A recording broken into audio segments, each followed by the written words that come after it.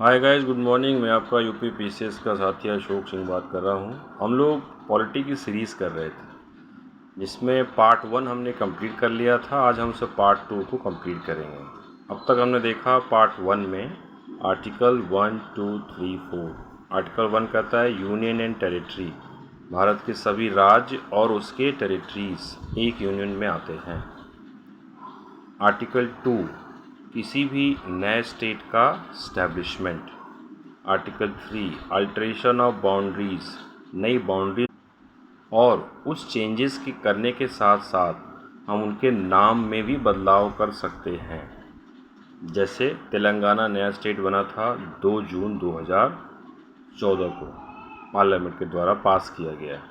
फिर आर्टिकल 4 जिसमें आर्टिकल 2 और 3 को बिना किसी कॉन्स्टिट्यूशनल अमेंडमेंट के आप सिंपल मेजॉरिटी से पास कर सकते हैं। सिंपल मेजॉरिटी मीन्स जो टोटल सीट होती है उसकी 2/3 टोटल वोटिंग से आप उसे पास कर सकते हैं। तो ये आपका कंप्लीट हो गया था पार्ट 1। पार्ट 2 में हमने कर लिया था आर्टिकल 5, 6, 7। उसे रिवाइज करेंगे। आर्टिकल 5 कहता है कि इसमें आपके पास by birth, by descent, by registration 26 जनवरी 1950 के बाद आप भारत में हों, आपके फादर या पेरेंट्स भारत के ही हों, तो आप भारत के नागरिक हैं। आर्टिकल 6 कहता है कि those who migrated from Pakistan to India 18 जुलाई 1948 से पहले, तो वो भारत के नागरिक हैं।